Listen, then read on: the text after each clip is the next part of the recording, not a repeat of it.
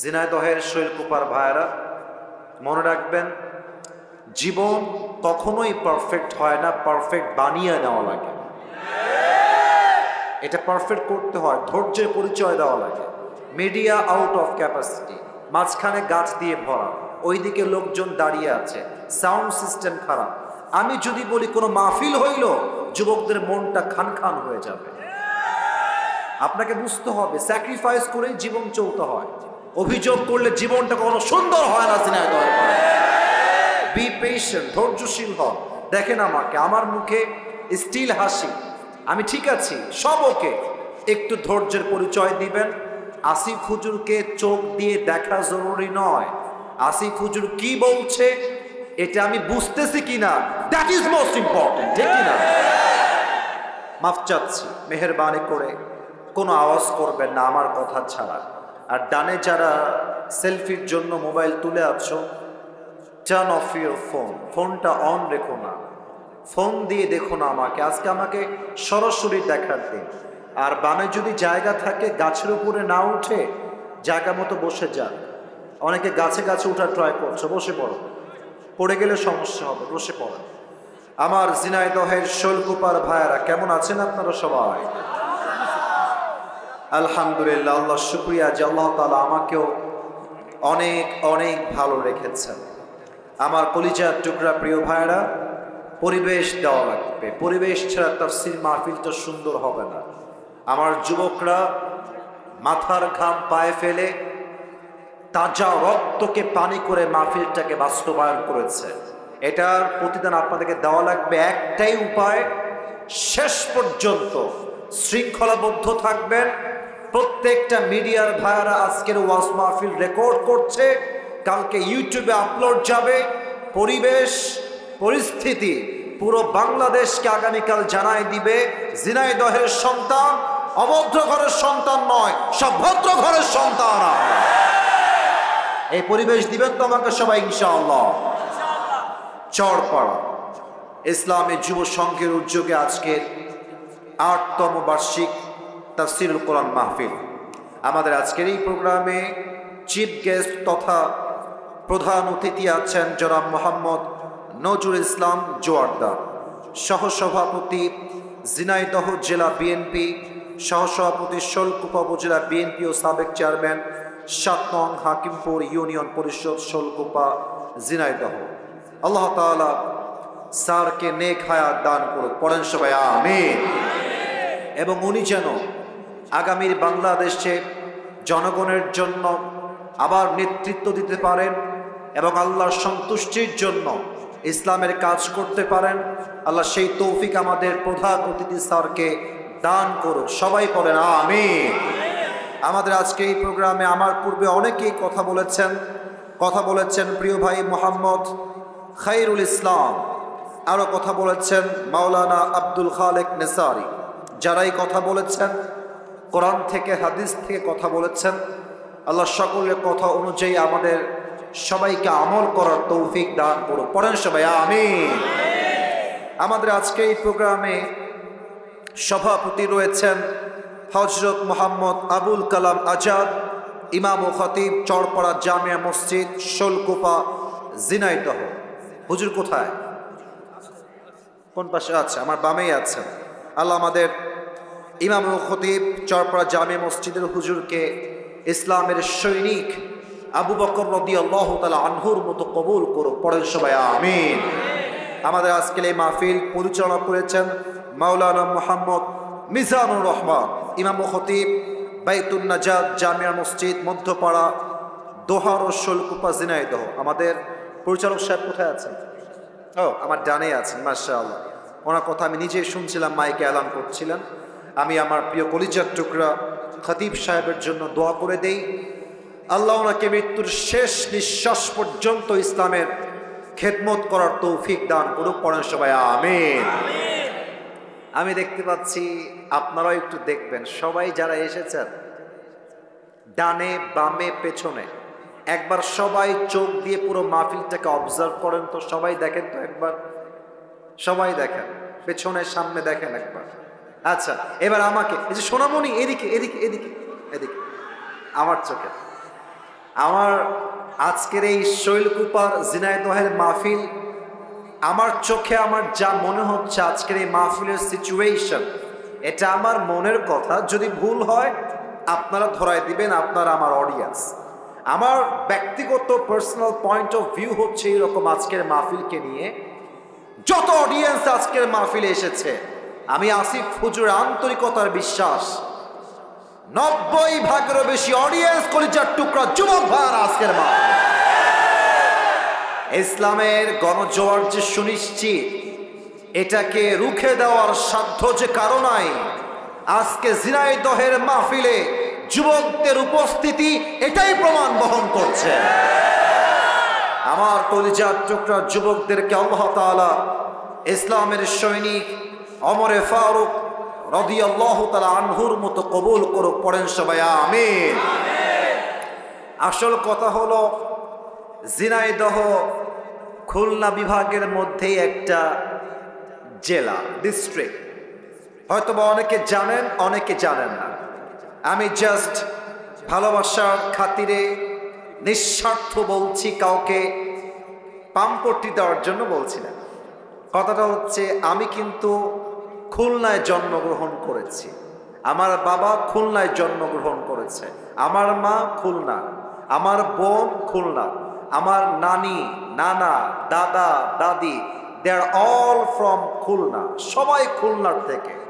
তো খুলনায় হচ্ছে আমার জন্ম, খুলনা হলো বিভাগ, ঝিনাইদহ হলো খুলনার একটা জেলা। তো আমি আসিফ হুজুর যদি খুলনার সন্তান হই, আমি তো এই হিসেবে ঝিনাইদহেরও সন্তান। আমি আপনাদের পরের কেউ না, আমি আপনাদের আপন মানুষ। অতএব আজকে যে কথাগুলো বলবো, দূর দূর কোনো ভাব থাকবে না, কলিজার সম্পর্ক থেকে কথা হবে আজকে। আমি কিছু কথা শুরুতে বলবো, অনেকের গায়ে একটু জ্বালা হতে পারে, এটার জন্য অগ্রিম মাফ চেয়ে নিচ্ছি। কারণ হলো, হক কথা সহ্য করার ক্ষমতা সবার থাকে না ঝিনাইদহের ভাই। তবে আমার বিশ্বাস, ঝিনাইদহের মানুষ কোরআন প্রেমিক মানুষ। গত maybe it has been 2 years back, 2 বছর আগে আমি একবার শৈলকুপাতে এসেছিলাম কোনো একটা বাজারের পাশে, লাঙ্গলবাদ বাজার। আচ্ছা, আপনাদের মনে আছে তো? ওখানে আমার মনে আছে পুলিশ দিয়ে, প্রোটোকল দিয়ে, যুবকদেরকে দিয়ে লোক ঠেকানো যায় নাই। এটা ইউটিউবে আপনারা দেখলেই বুঝবেন, আমি অহংকার নিয়ে বলছি না। ওই 2 বছর আগেই বুঝে গেছি আমরা, ঝিনাইদহের মাটি ইসলামের ঘাঁটি ঝিনাইদহের ভাই। অতএব যে কথাগুলো বলবো, যদি মনে হয় যে আসিফ হুজুর কথা ঠিকই বলেছে, ঠিক বলতে দ্বিধাবোধ করবেন না। আর হ্যাঁ, একটা কথা, আমার আত্মসম্মান বোধের কথা, যেহেতু আমি খুলনার ছেলে, আমি আপনাদেরও সন্তান। আর আজকে মিডিয়া অনেক দূর থেকে অনেকে এসেছে, কাউকে আমি চিনি না 2-3 জন ছাড়া। সবাই নিজের টাকায়, নিজের ভাড়ায় মাহফিলে তারা অ্যাটেন্ড করেছে। পরিমণির ভিডিও করার জন্য নয়, তাফসির মাহফিল ভিডিও করতে তারা এসেছে। অতএব ক্যামেরা নামাও, এই ক্যামেরা হটায় দাও, এই সাইড দাও, এইটা করা যাবে না। ওরা আছে বিধায় আজকের মাহফিলে হাজার যুবকের ঢল নেমেছে। তো আপনারা যখন ঠিক বেঠিক বলবেন, এতটা জোরে বলবেন যেন প্রমাণ হয় আমরা খুলনা বিভাগের সন্তান, আমরা ঝিনাইদহের সন্তান, কাপুরুষের সন্তান নই, আমরা সবাই বীরপুরুষের সন্তান। প্রথম কথা, আমার 2 হাত দেখেন। এক যুবক এইভাবে 2টা হাত পেতে দিয়ে তার বুকটাকে ওপেনলি পুলিশের সামনে এভাবে ফুলিয়ে দিয়ে, বুকে গুলি খেয়ে তার জীবনটাকে দিয়ে দেশটাকে সেকেন্ড টাইমের জন্য স্বাধীন করেছিল। যুবকটার নাম কি?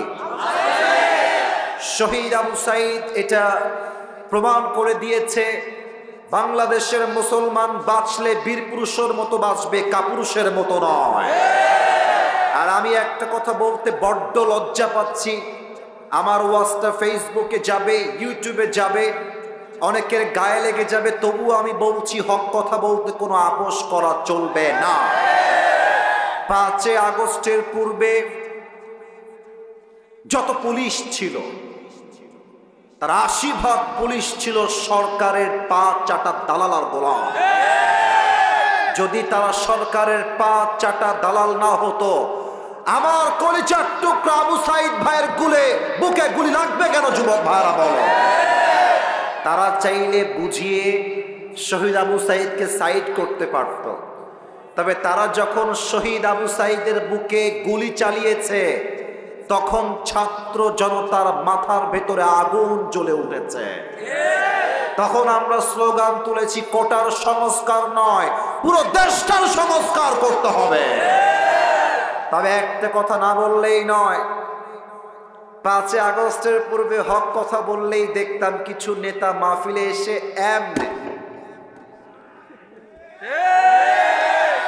তো যদি কোনো মামুর বেটা, রাজশাহীর ভাষায় বলে মামুর বেটা, যদি কোনো মামুর বেটার বুকের পাটা থাকে আজকের শৈলকুপার মাহফিলে, আসেন আমার মাহফিলে বাধা দেন, আপনার পিঠের চামড়া একটাও থাকবে না। শহীদ আল্লামা দেলোয়ার হোসেন সাইদি হুজুরের নাম তো শুনেছেন? হায় হায় হায়, আল্লাহ ওনাকে জান্নাতুল ফেরদাউসের উঁচু মাকাম নসিব করুন। না না, আমিনটা পছন্দ হয় না, জোরে বলেন আরেকবার পড়না আমিন। উনি বলতেন, হক কথা বললেই বলা হয় রাজাকার, জঙ্গিবাদ, মৌলবাদ। মৌলবাদ বললে সাইদি হুজুর বলতেন যে আমি রাগ করি না, কারণ মৌল আসছে মূল থেকে। মূল মানে কোরআন, মূল মানে হাদিস, মূল মানে হচ্ছে আল্লাহ তাআলা, মূল মানে হচ্ছে হিজ লাস্ট মেসেঞ্জার মুহাম্মদ সাল্লাল্লাহু আলাইহি ওয়াসাল্লাম। তো যারা আমাদেরকে মৌলবাদী বলে গালি দাও, আমরা হলাম মূলবাদী, তোমরা সবাই আগাবাদী। এখানে অনেকগুলো গাছ আছে, আমার চোখের সামনে সব গাছ আমি দেখতে পাচ্ছি। ঝিনাইদহের ভাইয়ের আওয়াজ বিড়ালের মতো নয়, সিংহের মতো দিয়ে বলবেন, গাছের আগায় শক্তি বেশি না গোড়ায়? আরে ইয়ার জোরসে বলো, আগায় না গোড়ায়? উনি বলতেন তোমরা থাকো গাছের আগায়, সোনামণি চুপচাপ বসে থাকো, জুলুমের রাজনীতি কইরো না, আলেমদেরকে ধরে জেলখানায় বন্দী করো না। যদি জুলুম করতেই থাকো, স্বৈরতন্ত্র কায়েম করতেই থাকো, আলেমদেরকে ধরে জেলখানায় বন্দী করো, সময় আসবে এমন 18 কোটি মানুষ মিলে গাছের গোড়ায় একটা ঝাঁকুনি মারবে, মামুর বাড়ি দিল্লি পড়বা, দিল্লি গিয়েই তারা পড়েছে। ওনার প্রত্যেকটা কথা আজকে এই বাংলার মাটিতে বাস্তবে রূপ ধারণ করেছে। আল্লাহ ওনাকে জান্নাতুল ফেরদাউসের উচ্চ মাকাম নসিব করে দিক, পড়া আমিন। তবে আর একটা এক্সাম্পল দিব যুবকদেরকে নিয়ে।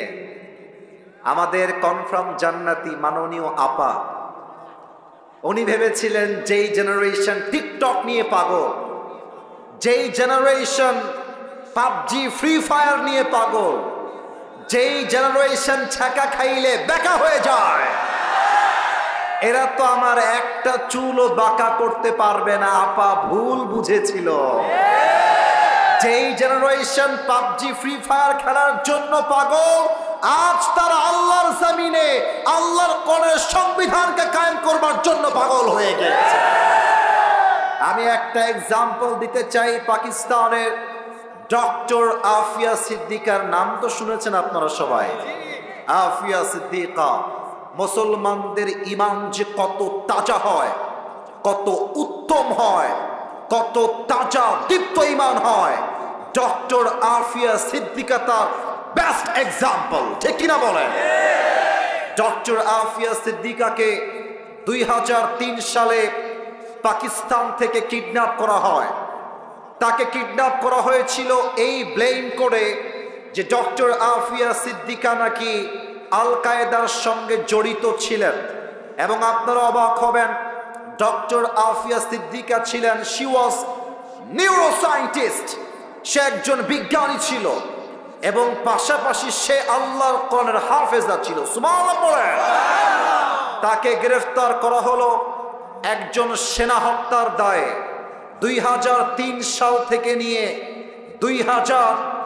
18 সাল পর্যন্ত তাকে কারাবন্দী করা হলো, তাকে 7 বছর যাবত রেপ করা হয়েছে, তাকে উলঙ্গ করে কোরআনের পাতা ছিঁড়ে দিয়ে পুরো নিচের ফ্লোরকে কোরআনের পাতা দিয়ে ছিঁড়ে ভরাই দিয়েছে। আর আফিয়া সিদ্দিকাকে বলা হয়েছে উলঙ্গ অবস্থায় কোরআনের উপর দিয়ে তুমি হেঁটে যাবা পা দিয়ে।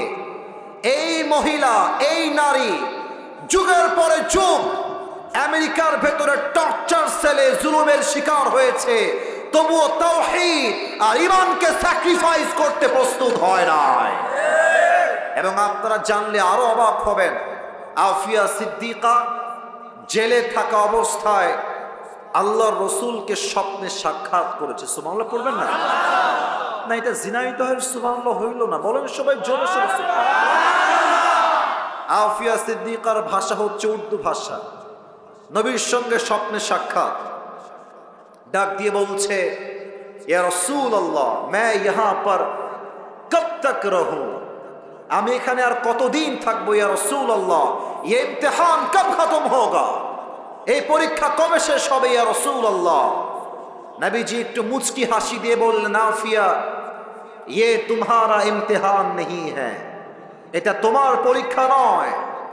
এই কথা শুনে আফিয়া সিদ্দিকা চোখের পানি ছেড়ে বললেন, या रसूल अल्लाह अगर ये मेरा इम्तिहान नहीं है तो मुझे जो जुल्म किया जा रहा है ये मुझसे और बर्दाश्त नहीं होता।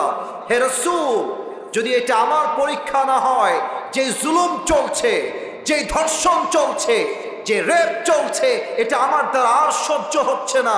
এ নবী, আমি কবে মুক্তি পাবো? নবীজি বলছেন, আফিয়া ये तुम्हारा इम्तिहान नहीं है, ये मेरी उम्मत का इम्तिहान है, এটা আমার প্রত্যেকটা উম্মতের ইমতিহান।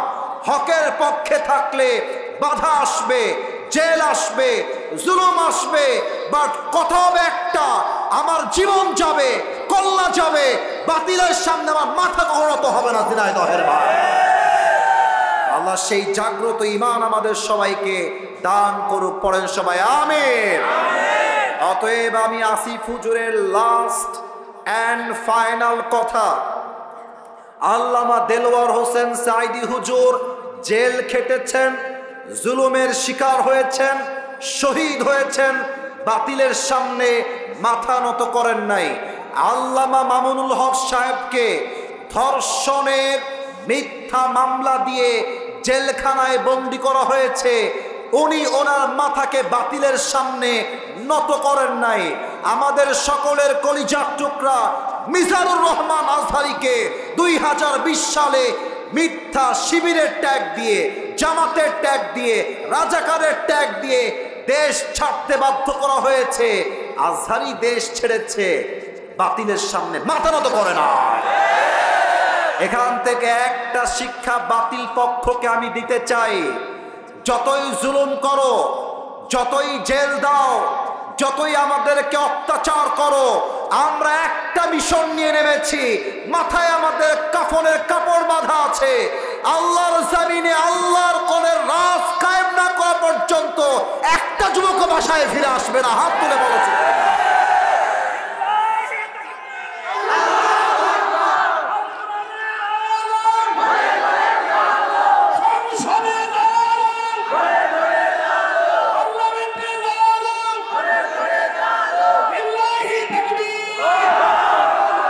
কবুল করে পড়েন সবাই আমিন। খালি স্লোগান দিলে হবে না, যখন দিন কায়েমের আন্দোলনের কথা আসবে, আল্লাহর জমিনে আল্লাহর রাজ কায়েমের কথা আসবে, মাথায় কাপড়ের কাপড় বেঁধে রাস্তায় নামতে হবে যুবক ভাই। আল্লাহ যেন সবাইকে কবুল করে পড়া আমিন। আপনাদের বউ আছে কার কার একটু হাত তুলুন তো। বউ আছে? বউ আছে, বউ আছে, আচ্ছা আচ্ছা, হাত নামান, হাত নামান। শীতকালে খুব মজায় আছেন আপনারা। আপনাদের এবার যাদের বউ নাই, খুব কষ্টে সিঙ্গেল ভাড়া, তোমরা হাত তোলো। ইন্না লিল্লাহি ওয়া ইন্না ইলাইহি রাজিউন। আপনাদের কারো বউ নাই? আমি বিশ্বাস করি না। আহারে, যুবকদের কষ্ট কেউ না বুঝলেও আসিফ হুজুর বোঝে। প্রত্যেকটা বাবার পায়ে হাত। আরে বাবা হাত নামা, বাবা হাত নামা। বুঝি বুঝি। আমি আমার আব্বা জানদের পায়ে হাত রেখে বলবো, আব্বা জান, শীতকালে যুবকের শীত দূর হবে কম্বল দিয়ে নয়, ল্যাব দিয়ে নয়, একমাত্র যুবকদের শীত দূর হবে চরিত্রবান বউ দিয়ে। আব্বা বোঝে না রে, আব্বা বোঝে না।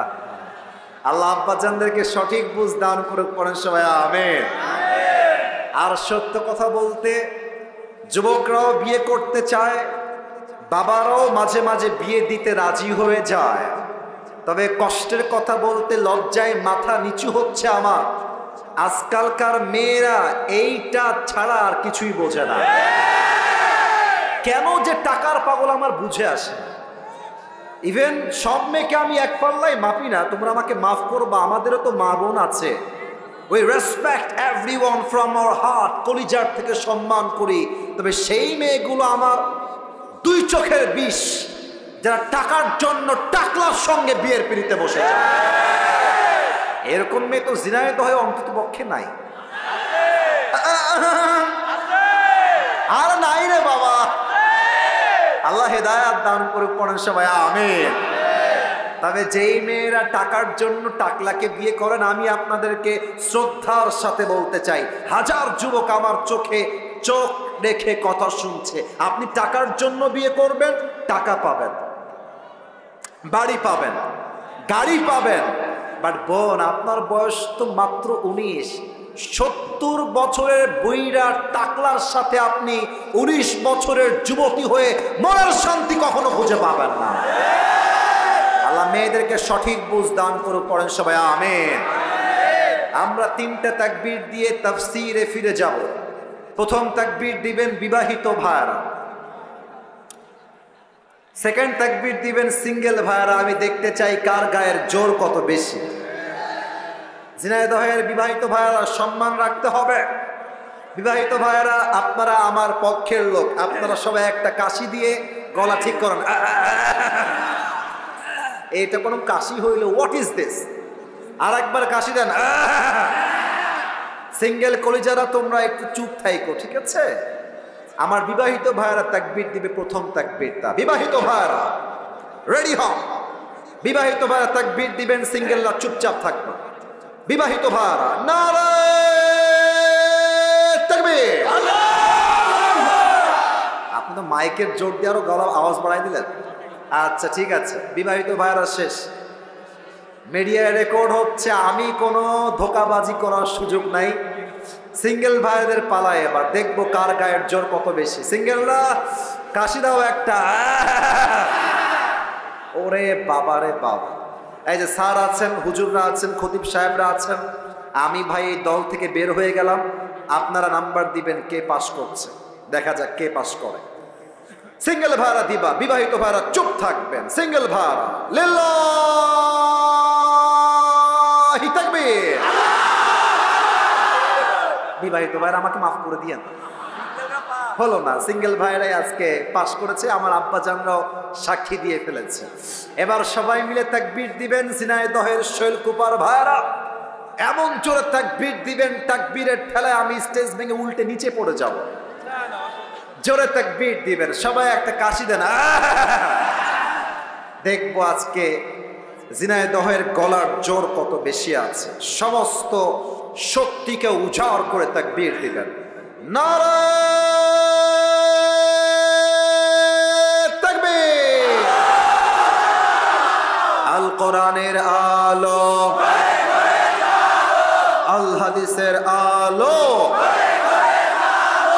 কোরআন হাদিস যেখানে, আলেম ওলামা যেখানে, ঝিনাইদহবাসী যেখানে, শৈলকুপাবাসী যেখানে, আল্লাহ যেন কবুল করে পড়েন সবাই আমিন। ওহো, একটা কথা বলতে ভুলে গেছি, আপনাদের জন্য একটা গিফট নিয়ে আসছি, নিবেন? হাদিয়া, হাদিয়া।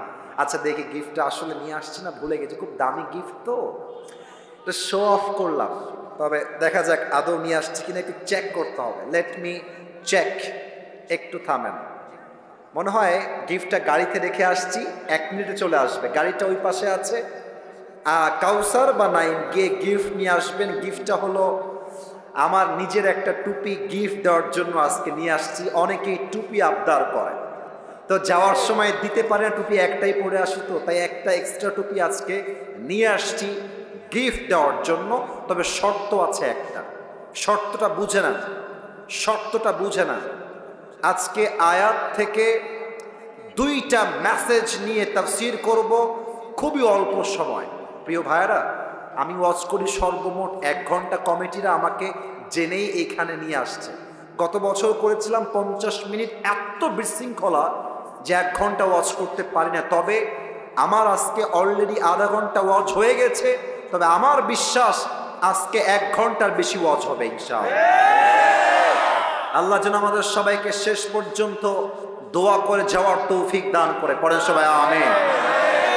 গিফট চলে আসবে আমার ওয়াজের মাঝে, নট এ বিগ ডিল। তবে সবাইকে একটা কথা বলে আমি তাফসিরে যাব, কেউ যদি অল্প সময়ের এই ওয়াজের মাঝখান থেকে উঠে যায়, যদি উঠে যায়, কোনো ছাড় হবে না, লুঙ্গি টান দিয়ে ধরে বসায় দিবে। পুরো বছরে 1 দিন মাহফিল, 1 ঘন্টার ব্যাপার, চায়ের দোকানে 2 ঘন্টা লাগায় দেয়, গাঞ্জা খাইতে 3 ঘন্টা লাগায় দেয়, আর তাফসির মাহফিল শুনতে আসলে 1 ঘন্টার সবর হয় না।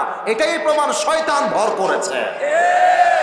এজন্য কেউ উঠে যাওয়ার দুঃসাহস করবেন না, শোলকুপার ভাব। তাকবীর দেন সবাই, শেষ তাকবীর, নারে তাকবীর। আজ আলোচনা করব আমরা সূরাতু আলে ইমরানের 102 নম্বর আয়াত থেকে। বলেন সবাই 100 কয় নম্বর আয়াত? আমার পেছনে তো অডিয়েন্স খুব ভালো ভাই, মাশাআল্লাহ, পাওয়া গেছে ফ্রি অডিয়েন্স, কমিটির ভাইরা। 102 নম্বর আয়াত, পারা হচ্ছে 4 নম্বর পারা, 2 নম্বর পৃষ্ঠা। এবং এই সূরাটা সূরাতু আলে ইমরান, এটা কোনো মাক্কি সূরা নয়, এটা হচ্ছে মাদানী সূরা। এবং এই আয়াতের ভেতরে আল্লাহ তাআলা আমাদের সকলের জন্য 2টা মেসেজ দিয়েছেন। আমার কলিজার টুকরা জিনায়েদহের ভাইরা, এই আয়াতে আল্লাহ কয়টা মেসেজ দিয়েছেন? 2টা। যে কোনো আয়াতের তাফসীর পেশ করার জন্য 4টা বিষয় লাগে। লুক অ্যাট মাই 4 ফিঙ্গার্স, 4টা আঙ্গুল দেখে বলবেন যে কোনো আয়াতের তাফসীর পেশ করতে কয়টা বিষয় লাগে? 4টা বিষয়। এই পেছনে আওয়াজ ভালো, সামনে আওয়াজ নাই, হোয়াট ইজ দিস? বলেন সবাই, কয়টা বিষয় লাগে? 4টা বিষয়। নাম্বার 1, রাইট প্রোনাউন্সিয়েশন, সঠিক তেলাওয়াত। নাম্বার 2, রাইট ট্রান্সলেশন, সঠিক তর্জমা। Number 3, what's the explanation of this আয়া, এই আয়াতের ব্যাখ্যা কি, এই আয়াতের তাফসীর কি, 3 নম্বরে জানতে হবে। And final, and the last one is what's the lesson that you have got from this ayah, এই আয়াত থেকে আপনি শিক্ষা কি পেলেন? এই 4টা বিষয় না জানলে একটা আয়াতের তাফসীর কখনো সম্পূর্ণ হতে পারে না। আমি শুরু করছি 1 নাম্বার থেকে। 4 নাম্বার পারার 2 নাম্বার পৃষ্ঠা। আল্লাহ রাব্বুল আলামিন বলছেন, বান্দা শোনো শোনো, ইয়া আইয়ুহাল্লাযীনা আমানুত্তাকুল্লাহা হাক্কা তুকাতিহি ওয়ালা তামুতুন্না ইল্লা ওয়া আনতুম মুসলিমুন। আল্লাহু আকবার, আল্লাহু আকবার। সঠিক তেলাওয়াত শেষ। ট্রান্সলেশন, তরজমা কি? খুব খেয়াল করবেন। 2টা মেসেজ, কথা হবে কম, কাজ হবে বেশি। প্রথম মেসেজ, আল্লাহ তাআলা বলছেন, O you who believed, fear your Lord as he should be feared। হে ইমানদারেরা, রবকে ভয় করো। জাস্ট ভয় করলে চলবে না, ভয় করার মতো ভয় করতে হবে এক সত্তাকে। তিনি কে? আল্লাহ আমার রব, এই রবই আমার সব, দমে দমে তনু মনে তারি অনুভব। সুবহানাল্লাহ পড়বেন না? তোমার দুনিয়াতে আমি যেদিকে তাকাই, অথই নিয়ামতে ডুবে আছি সবাই। পাখ পাখালির কণ্ঠে শুনি তাসবিহ কল রব, তাসবিহ করো রব, আল্লাহ আমার রব, এই রবই আমার সব। রবকে, আল্লাহকে ভয় করো, ভয় করার মতো। নাম্বার 1। নাম্বার 2, ওয়ালা তামুতুন্না ইল্লা ওয়া আনতুম মুসলিমুন। যেহেতু তোমাকে মরতেই হবে, ইমানদার না হয়ে কবরে এসো না, প্রকৃতপক্ষের মুসলমান না হয়ে কবরে এসো না। These are the 2 message that Allah subhanahu wa ta'ala has mentioned in this ayah. এই হচ্ছে 2টা মেসেজ। এবার আমরা যাব 3 নাম্বার তাফসীর বা ব্যাখ্যায়। ব্যাখ্যায় আমি কিছু ঘটনা বলবো। ঘটনা শোনার সময় এখান থেকে নয়, এখান থেকে শুনতে হবে। প্রথমে আমি বলতে চাই তাকওয়া নিয়ে কিছু কথা। তাকওয়া কাকে বলে? আচ্ছা, ঝিনাইদহে সবচেয়ে ভালো ব্যবসা, যেই ব্যবসা সবাই করে, এমন ব্যবসা কি আছে? কিসের ব্যবসা? কি বললো? পেঁয়াজের ব্যবসা। আচ্ছা, আমি বুঝাই। এই ভাইরা কথা বলবেন, পেছনে কথা হবে না, কলিজার ভাইরা কথা হবে না। দেখেন তো, আমি আপনাকে 2টা অপশন দিচ্ছি, আপনি কোনটা নেন আমি দেখব। সবাইকে 2টা অপশন দিচ্ছি। এক হচ্ছে, ঝিনাইদহের বাজারে আপনাকে আমি একটা দোকান করে দিব শোলকুপা বাজারে। আপনার মাসিক আয় হবে ব্যবসার থেকে সর্বোচ্চ 20 থেকে 30 হাজার টাকা পার্টনারশিপে। আর একটা বিজনেস আপনাকে আমি দিব, বিজনেসটা হচ্ছে পেঁয়াজের ব্যবসা। মাসে আনুমানিক আপনার 20 বা 30 নয়, অন এন অ্যাভারেজ প্রতি মাসে 50 বা 70 হাজার টাকা আপনার বেনিফিট থাকবে। আপনি বলেন, আপনি কি 20 হাজার টাকার ব্যবসা নেবেন না 50 হাজার টাকার ব্যবসা নেবেন? 50 হাজার টাকার ব্যবসা। কারণ কি?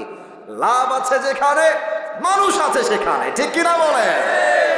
আল্লাহ বলছেন তাকওয়া একটা বিজনেসের মতো, যে বিজনেস করলে আমি আল্লাহ বান্দাকে 3টা লাভ দিব, 3টা বেনিফিট দিব। নাম্বার 1, وَمَن يَتَّقِ اللَّهَ يَجْعَل لَّهُ مَخْرَجًا। আল্লাহ রাব্বুল আলামিন বলছেন, আমার যেই বান্দা আমি আল্লাহকে ভয় করবে, ওই বান্দার যত বিপদগ্রস্ত হোক, যত বড় বিপদ হোক, যত বড় মুসিবত হোক, যত বড় কষ্ট হোক, আমার বান্দাকে আমি আল্লাহ নিজেই বের করার দায়িত্ব নিয়ে নিলাম। কোন সুবহানাল্লাহ। 1 নাম্বার লাভ। আচ্ছা, আমার তো মনে হয় যে এখানে যারা আছেন, এই যে বামে ডানে আমার সামনে, আমার ভুল হলে ভুল বলতে কোনো আপত্তি নাই, ভুল বলে দিবেন। আমার মনে হয় যে এখানে 99% আমরা সবাই মধ্যবিত্ত পরিবারের সন্তান। আমার কোনো একটা ওয়াজে আমি বলেছিলাম, তোমরা হয়তো আমাকে চেনো আগের থেকেই, আমি বলেছিলাম যে মধ্যবিত্ত পরিবারের সন্তান মানে এক একটা ব্র্যান্ড। রেকর্ড হচ্ছে, আসতে কও কেন, জোরে কও কথা, ঠিক আছে কিনা? আমাকে আপনি সাইকেল দিবেন চলবে, বাইক দিবেন চলবে, কার দিবেন চলবে, বলবেন যে হেঁটে হেঁটে আসো তাও চলবে। আমি মধ্যবিত্ত পরিবারের সন্তান, ঠিক কিনা বল? আপনি আমাকে ভাত দিবেন, ডাউল দিবেন চলবে, ভাত দিবেন, গোস্ত দিবেন তাও চলবে, ভাত দিবেন, ভর্তা দিবেন তাও আমার চলবে। কারণ আমি বড় ঘরে খেয়ে খেয়ে ধাপুস ধুপুস বড় হওয়া ব্রয়লার মুরগি না। আমি মধ্যবিত্ত পরিবারের সন্তান। আমি যেমন আরাম করতে পারি, আমি চাইলে তেমন কঠোর পরিশ্রম করতে পারি। আল্লাহ বলছে, বান্দা তুমি মধ্যবিত্ত পরিবারের সন্তান, তোমার বাসায় চাল নাই, ভাত নাই, ডাল নাই, ব্যবসায় বরকত নাই, চাকরি নাই, নেভার লুজ হোপ, ভরসা হারিও না। আমি আল্লাহকে ভয় করো, ওয়ারযুকুহু মিন হাইথু লা ইয়াহতাসিব। আমি আল্লাহকে ভয় করলে আমি আল্লাহ তোমার রিজিককে এমন জায়গার থেকে দান করব তুমি কখনো কল্পনাই করতে পারবে না। এত আস্তে কেন? জোরে করো সবাই সুবহানাল্লাহ। আপনাদের গিফট চলে এসেছে, দাম আছে কিন্তু রে বাবা, এটা পাকিস্তান থেকে নিয়ে আসছি আমি আমার জন্য, তবে ভালোবাসি বলে আজকে তোমাদেরকে যে কোনো একজনকে দিব। পয়েন্ট কিন্তু মিস হচ্ছে, যাদের মাথায় এখানে নাই পয়েন্ট কিন্তু মিস হচ্ছে। তাকওয়ার বেনিফিট অলরেডি 2টা বলা শেষ। 1 নাম্বার, চোখে চোখ, আমার চোখে চোখ রাখবেন। 1 নাম্বার, তাকওয়া রাখলে বিপদে কোনো টেনশন নাই, বিপদের বন্ধু হবে একজন, তিনি কে? ভাইরা, আপনাদের মনে হয় যে গার্লফ্রেন্ড আপনার আপন হয়, আশেপাশের বন্ধু আপনার আপন হয়, বিপদে পড়লে বুঝবেন একমাত্র আল্লাহ ছাড়া পৃথিবীতে আপন বলতে আর কেউ নয়। আল্লাহ বলছে, বান্দা আমি তোর বিপদের সাথী হয়ে যাব, তুই শুধু তাকওয়ার গুণটা অর্জন করে রাখ। নাম্বার 2, তুই তাকওয়া রাখলে তোর রিজিকের কোনো টেনশন নাই। নাম্বার 3, বলেন তো আমরা সবাই আল্লাহর কাছে জান্নাত চাই কি চাই না? চাই। জোরে কোন চাই কি চাই না? চাই। কোরআনে আল্লাহ তাআলা কি বলেছে ভালো করে শুনবেন। 27 নম্বর পারা সূরাতুর রহমান। জিনাইদহের শৈলকুপার কলিজার টুকরা যুবক ভাইরা, মুরব্বীরা, আব্বা জানেরা, মায়েরা, বোনেরা, আল্লাহ রাব্বুল আলামিন বলছেন, ওয়ালিমান খাফা মাকামা রাব্বিহি জান্নাতান। আমার যেই বান্দা আমি আল্লাহকে ভয় করবে, আমি তাকে কিয়ামতের দিন একটা জান্নাত নয় বরং 2টা জান্নাতের মালিক আমি আল্লাহ বানায় দিব। সুবহানাল্লাহ। These are the 3 benefits which you will get if you have the fear of your Lord. আল্লাহকে যে ভয় করবে, এই 3টা পুরস্কার তাকে দিবে একজন, তিনি কে? আল্লাহ। এবার ব্যবসা তো জানলাম, লাভও জানলাম, বাট ব্যবসাটা কাকে বলে এইটা জানতে হবে। তাকওয়া কাকে বলে জানতে হবে। আপনি পেঁয়াজের ব্যবসা করবেন, পেঁয়াজ কোন মৌসুমে হয়, কেমনে পেঁয়াজ পচে যায়, কেমনে রাখলে যত্নে থাকে, জানার দরকার আছে না নাই? না, এটা জিনাইদহের আছে না নাই আওয়াজ হয় না, বলে আছে না নাই? তাকওয়া কাকে বলে এটা আপনাকে আগে বুঝতে হবে। তাকওয়ার আমি আজকে 2টা ডেফিনেশন দিব। অনেকে ভাববেন হুজুর মজা করবেন, আউল ফাউল কাহিনী বলবেন, টাইম পাস হবে, শুনতে ভালো লাগবে। আউল ফাউল কাহিনীর বাংলাদেশ শেষ, তাফসীর মাহফিলের বাংলাদেশ শুরু হয়েছে। এখন যা বলবো কনস্ট্রাকটিভলি বলবো, কোরআন থেকে তাফসীর হবে, যার ভালো লাগবে না সে ফেরাউনের সন্তান। তাকওয়ার 2টা সংজ্ঞা দিচ্ছি আপনাদের সবাইকে। 1 নাম্বার, হালালকে অ্যাকসেপ্ট করতে হবে, হারামকে অ্যাভয়েড করতে হবে। আবারও বলছি সবাইকে, আবারও বলছি, ক্যামেরা রেকর্ড আছে তোমাদের, তোমরা ক্যামেরাতেই রেকর্ড করে নাও। হালালকে অ্যাকসেপ্ট করতে হবে, হারামকে অ্যাভয়েড করতে হবে। এক্সাম্পল দেই, বুঝে আসবে। দেখো, একটা হচ্ছে মুড়ি বেচে খেতে হবে, বাদাম বিক্রি করে খাওয়া লাগবে, রেল লাইনে কুলিগিরি করে খাওয়া লাগবে, একটা অপশন হালাল। আর একটা অপশন হচ্ছে সরকারি চাকরি পাওয়া যাবে, 10 লাখ টাকা তোমাকে ঝিনাইদহের অফিসে ঘুষ দিলে তোমার সরকারি চাকরি পাওয়া সম্ভব হবে। তুমি যদি মুত্তাকি হও তোমার কথা কেমন হবে আমি তোমাকে অভিনয় করে বোঝাচ্ছি। তুমি সরকারি অফিসে গিয়ে বলবা, যেই চাকরি পাওয়ার জন্য আমাকে ঘুষ দেওয়া লাগে ওই চাকরির মুখে আমি লাথি মারি, আমি বাদাম বিক্রি করে খাবো, আমি মুড়ি বিক্রি করে খাবো, আমি জমির খেতে কাজ করে খাবো, তবু হারামের টাকায় চাকরি আমি করতে পারবো না। Number 1 example. নাম্বার 2, বলেন তো আমার মুখে এইটা লম্বা লম্বা কি? মাশাআল্লাহ, এই যে উত্তরটা খুব জোরে পেয়েছি, মন ভরে গেছে। এটার মুখের নাম কি? এটা আমার মুখে। আচ্ছা, আমি মাইকটা একটু হটাই, আমাকে জাস্ট উত্তর দিবেন। অনেকে দেখতে পাচ্ছেন না, দ্যাটস ওয়াই মাইকটা সাইড করলাম। তোমরা দেখেছো আমাকে সবাই। ভাইয়েরা, দাড়ি রেখে আমাকে আনস্মার্ট লাগতেছে বলেন সবাই? এ ভয় পায় নাকি? আনস্মার্ট লাগতেছে আমাকে? বলেন তো, দাড়ি ক্লিন শেভ করা, বুঝবেন, বুঝতে হবে কথা আচ্ছা, বুঝাই ছাড়বো সবাইকে। দাড়ি ক্লিন শেভ করা হালাল না হারাম? আপনি বিয়ে করবেন, 25 বছর বয়স, মেয়ের কাছে গেছেন, মেয়ে দেখছে আপনার মুখে চাপ দাঁড়িয়ে আছে, সোনামণি দাড়ি রেখে তোমাকে ভালো লাগছে না, দাড়ি কেটে ফেলতে হবে, দাড়ি কাটলে তোমাকে স্মার্ট লাগবে, আমি তোমাকে বিয়ে করবো, দাড়িতে আমার পছন্দ নয়। তুমি যদি মুত্তাকি হও তোমার কথা কেমন হবে আমার থেকে শুনে নাও। তুমি বলবা, যেই বেডি আমার দাড়ির জন্য বিয়ে করতে চায় না, সেই বেডি আমার বউ হওয়ার যোগ্যতা রাখে না। এটা নবীর সুন্নাহের দাড়ি, এটা আজও আছে, আগামীতেও থাকবে। যেই মেয়ে বিয়ে করতে চায় না দাড়ির জন্য, আলবিদা, সালাম, বাই বাই, টাটা, আল্লাহ হাফেজ। তোমার মতো টিকটকার মেয়েকে আমি নিজেই বিয়ে করব না। তাহলে দাড়ি আছে, আল্লাহর ভয় আছে, মেয়ে যাবে যাক, আমি নবীর সুন্নাহের দাড়িতে কখনো খুঁট ঠেকাইতে পারবো না, ঠিক কিনা? 3 নাম্বার এক্সাম্পল দিয়ে শেষ করছি।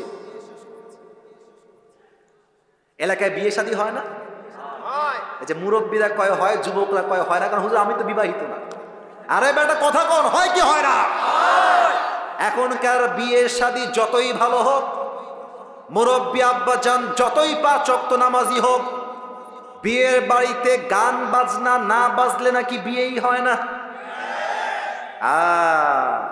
আমি নিজেই দেখলাম এক মুরব্বীকে 5 ওয়াক্ত নামাজ পড়ে, মসজিদের একদম অ্যাক্টিভ মুসল্লি, বাট মেয়ের বিয়েতে ডিজে বক্স বাজতেছে। আব্বাজান, ওই নামাজ দিয়ে কোনো কাজ হবে না যেই নামাজ দিয়ে আপনি আপনার মেয়ের বিয়েতে ডিজে বক্স বন্ধ করতে পারেন না। আপনার কথা হবে একটা গ্রামের মানুষ আমার বিয়েতে আসুক বা না আসুক, এনজয় করুক কিংবা না করুক, ডাজন্ট ম্যাটার।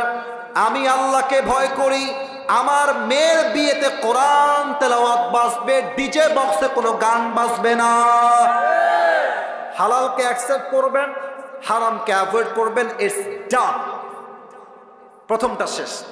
নাম্বার 2 মারাত্মক, এইটা যুবকরা ফেল মারবা, বিশেষ করে মেয়েরা ফেল মারবে। পেছনে আর কোনো কথা শুনতে না পাই, হ্যাঁ, যা বলবেন সাইডে গিয়ে ইঙ্গিতে। সবাই একটু কাশি দেন।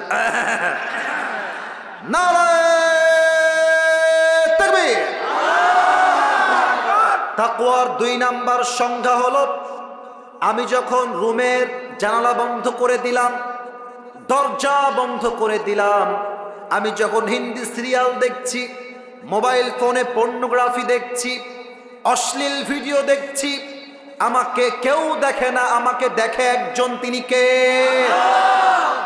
মাশাআল্লাহ, কি সাউন্ড! দিস ইজ কল্ড তাকওয়া। এটাই তো তাকওয়া। বড্ড আফসোস লাগে মেয়েদেরকে দেখলে হাতে মোজা পরে, পায়েও মোজা পরে, মুখটা নেকাব দিয়ে ঢাকা, দেখলে মনে হবে यार ये तो अभी कभी जन्नत से भाग के दुनिया में आई है, कन्फर्म जन्नती है माशाअल्लाह। এত সুন্দর বোরকা পরে, হিজাব পরে, নেকাব পরে, but I am feeling so shy to talk about on this matter. বলতে লজ্জা লাগছে ঝিনাইদহের ভাইরা, বোরকা পরে, হাতেও মোজা, পায়েও মোজা, মুখটাও ঢাকা। এই মেয়েটাই বোরকা পরে পার্কে গিয়ে বাদাম খায়, আর বয়ফ্রেন্ড সঙ্গে নষ্টামি করে বেড়ায়। এখন বলবেন হুজুর জামা দেখেই তো মনে হচ্ছে কনফার্ম জান্নাতি হে মাশাআল্লাহ, কিন্তু প্রেম করছে কেন হুজুর? সোনামণি, উপরে ফিটফাট, ভেতরে পুরোটাই সদরঘাট। এজন্য আমি বলি, বোরকাওয়ালি দেখলেই পাগল হয়ে যেও না। সব বোরকার পেছনে আসল দিন লুকায় থাকে না। অতএব যেই মেয়েটা বোরকা পরে পার্কে পার্কে প্রেম করছে, ও যদি বুঝতো আমাকে কেউ না দেখলেও আল্লাহ দেখছেন, ও কি বোরকা পরে প্রেম করতে পারত? সেই দিন একজন যুবক আমার কাছে আসছে। এটা আসলে বড্ড মারাত্মক ঘটনা। এটা না বললে যুবকরা তাকওয়া কাকে বলে বুঝবা না তোমরা। এক যুবক এসে বলছে, হুজুর আমি যদিও বা 5 ওয়াক্ত নামাজ পড়ি, তবে এটা অনেকের রোগ, এখানে যারা এসেছে অনেকের রোগ এইটা। বলছে হুজুর আমি নামাজ পড়ি, তবে আমার রাতের বেলা ব্লু ফিল্ম না দেখলে না হাসবা না। আস্তাগফিরুল্লাহ, হাসছো কেন তোমরা? লজ্জাবোধ থাকলে তো হাসির কথা নয় এটা। রাতের বেলা পর্নোগ্রাফি না দেখলে আমার মাথা কাজ করে না, আমার ঘুম আসে না, এটা তার সমস্যা। তো সেই যুবকটা একদিন, বাবা নাই বাসায়, মাও নাই, কেউ নাই বাসায়, সবাই বাহিরে গেছে। তো রাত বাজে 12টা-1টা মেবি অন অ্যান অ্যাভারেজ। তো জানলা বন্ধ করে দিয়েছে। বামে কেউ মনে হয় কথা বলছো, পায়ে হাত। ভালোবাসার ভাইয়েরা কথা বলবেন না, আচ্ছা একদম কথা বলবেন না। রাত বাজে 12টা-1টা, যুবকটা বলছে মা বাবা কেউ নাই হুজুর, আমি জানলাও বন্ধ করে দিয়েছি, দরজাও বন্ধ, everything is locked. Also I have turn of my light, যত রুমের লাইট ছিল সব অফ করে দিয়েছি, আমি একা, অন্ধকার, পুরো বাসা ফাঁকা। তো আমি মোবাইল ফোনটা নিয়ে আমি পর্নোগ্রাফি দেখার জন্য কানে হেডফোন দিয়ে মানে মোবাইল ফোনটা অন করেছি। তো আমি পর্নোগ্রাফি দেখছি, I was watching pornography at the same time. Just আমার কানে একটা ঠাস করে শব্দ আসলো, মনে হলো কেউ বাসায় এসেছে। আমি খুব দ্রুত ইয়ারফোন খুলে মোবাইল ফোনটা সাইডে রেখে দিয়ে ভাবলাম যে হয়তো আব্বা আম্মাকেও চলে আসছে, আমাকে দেখে ফেলবে, সব রেখে দিয়েছি, লাইট দিয়ে দিয়েছি, গেট খুলে দিয়েছি, দৌড় দিয়ে গেছি, ভয়ে থরথর করে কাঁপছি, কেউ মনে আমাকে দেখে ফেললো পর্নোগ্রাফি দেখতে, সম্মান তো নষ্ট হয়ে যাবে আমার। আমি গিয়ে দেখছি কেউ আসে নাই, জানালা বন্ধ ছিল, ওই পাশে বন্ধ, গেট বন্ধ, গেটও বন্ধ। আমি গিয়ে দেখলাম একটা বিড়াল এসেছে, বিড়ালটা একটু লাফ দিতে গিয়ে গ্লাসটা করে গ্লাস ভেঙে গেছে, সেই শব্দ আমার কানে এসেছে। তখন আমার কলিজায় একটা কথা আঘাত লাগলো যে সামান্য একটা বিড়ালের শব্দে আমার কলিজায় কম্পন তৈরি হয়ে গেল, কেউ আমাকে দেখে ফেলে কিনা। কিন্তু প্রত্যেকটা মুহূর্ত যে আল্লাহ আমাকে দেখছেন এটা আমি কল্পনা করতে পারি নাই হুজুর। আর যখন থেকে বুঝে গেছি যে আল্লাহ আমাকে দেখেন, আমি যখন হিন্দি গান দেখি আল্লাহ আমাকে দেখেন, আমি যখন পর্নোগ্রাফি গেটটা লাগিয়ে দিয়ে দেখি আল্লাহ আমাকে দেখেন, ওই তাকওয়ার চিন্তা আসার পর থেকে আজ অব্দি আমি কখনো পর্নোগ্রাফি ভিডিও আজ অব্দি দেখি নাই। সুবহানাল্লাহ, এটাই তো তাকওয়া। কেউ দেখে না, কেউ শোনে না, শোনে একজন, দেখে একজন, তিনি কে? ওমর ফারুক রাদিয়াল্লাহু তাআলা আনহুর জামানায় ওমর ফারুক একবার বাসার থেকে বের হয়েছেন, রাত বাজে 2 থেকে 3টা, একটা বাসার সামনে গিয়ে দাঁড়িয়ে গিয়েছে, দেখছেন বাসায় কোনো সমস্যা আছে কিনা, কিছু লাগবে কিনা। তো উনি আওয়াজ পেলেন যে বাসার ভিতরে মা এবং মেয়ে বসে আছে। কথা কি বলছে ওই পাশে? ওই পাশে কে কথা বলছে দেখেন তো আপনারা, কথা বলো না কলিজারা, কতবার বলা যায়, তোমরাই বলো, 1 ঘন্টা তো হয়ে গেল, কেন কথা বলো তোমরা? তো দেখছে মা তার মেয়েকে বলছে, যাই মেয়ে, দুধের পেয়ালা নিয়ে আসছে, দুধের পেয়ালা তুই এখন পানি মিশা, পানি মিশাবি, বিক্রি বেশি হবে, লাভ বেশি হবে। মেয়ে বলছে মা আমি পারবো না। কারণ কি? বলছে মা তুমি কি জানো না ওমর ফারুক ফরমান জারি করেছে এই রাষ্ট্রের কেউ দুধের সঙ্গে পানি মিশিয়ে বিক্রি করতে পারবে না। মা বলছে আরে বাদ দে, কোথায় ওমর, কোথায় তার সৈন্য, কোথায় পুলিশ, কোথায় বিডিআর, কোথায় র্যাব, কেউ নাই, তুই মিশা পানির সঙ্গে দুধ মিশা। বলছে মা আমি দুধের সঙ্গে পানি মিশাইতে পারবো না, কারণ হলো ওমর নাই, পুলিশ নাই, র্যাব নাই, বিডিআর নাই, কেউ নাই। বাট এই মুহূর্তে আমাকে দেখছে একজন, আওয়াজ দিয়ে বলেন সবাই তিনি কে? এই কথা শুনে ওমর ফারুক বাহির থেকে থরথর করে কেঁপে উঠেছে। আরে একটা যুবতী মেয়ের মাঝে এই পরিমাণ আল্লাহর ভয়! ওমর ফারুক বুদ্ধি করে বাসার দেওয়ালে একটা দাগ টেনে দিয়েছে। আগামীকাল সকালবেলা সন্তান আব্দুল্লাহ ইবনে ওমরকে ডাক দিয়ে বলছে এদিকে আসো। ও আব্বা জান তুমি কি বিয়ে করতে চাও কিনা আমাকে বলো। তো ছেলে বলছে আব্বা আমি বিয়ে করতে চাই, তবে পাত্রীকে। ওখানে একজন উঠে যাচ্ছে, এই যে এই যে এই যে এই যে এই যে একজন, এই যে মুরব্বী বসেন। একজনও ওঠেন না 1 ঘন্টা, একজন উঠলে আমার চোখ আছে, সবার দিকে আমার চোখ যাচ্ছে। আমি আর কিছুক্ষণ ওয়াচ করব, দোয়া না করে কেউ মাঠ ছাড়তে পারবে না, ঠিক কিনা বলেন? বলছে আব্বা বিয়ে করতে চাই, তবে ছেলে ভেবেছে হয়তো আমার জন্য রাজকুমারী আব্বা দেখে রেখেছে, প্রিন্সেস, রাজার মেয়ে, রাজরানী হবে।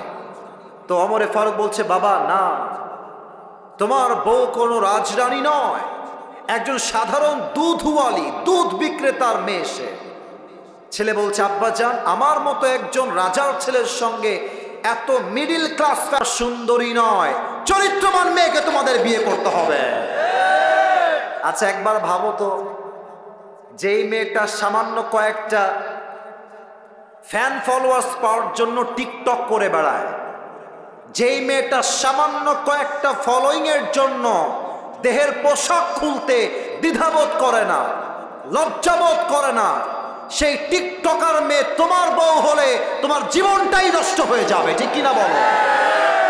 অতএব বিয়ের ক্ষেত্রে চরিত্রহীন নয়, আটা সুন্দরী নয়, একমাত্র চরিত্রবান মেয়ে আমার বউ হওয়ার যোগ্যতা রাখবে, ঠিক কিনা বলে? আল্লাহ দেখেন কেউ না দেখলো। 2 নাম্বার হাদিস বলতে চাই, আসলে ভাই 5 আগস্টের পূর্বে দেশে যেই পরিমাণ দুর্নীতি হয়েছে, পুরো দেশটাকে তারা ফকির বানায় দিয়েছে। আপনাদের মনে আছে কমিটির একজনের ফোন হারায় গেছে। কখন হারাইছে এটা? কখন হারাইছে এটা? ওই আনার সময়। আহা আহা ভাই, কেউ যদি পেয়ে থাকেন আমি বিনয়ের সঙ্গে বলবো, প্লিজ, এই কষ্ট আমি বুঝি, ফোনটা কেউ পেলে একটু দিয়ে যাবেন, রেকর্ড হচ্ছে তো পরে বদনাম হয়ে যাবে। কেউ যদি পেয়ে থাকেন একটু দিয়ে যান। এই গত 2 দিন আগে আমার একজন ক্যামেরাম্যান, আমার সবচেয়ে কাছের ছেলে, ওর ফোনটাও হারায় গেছে।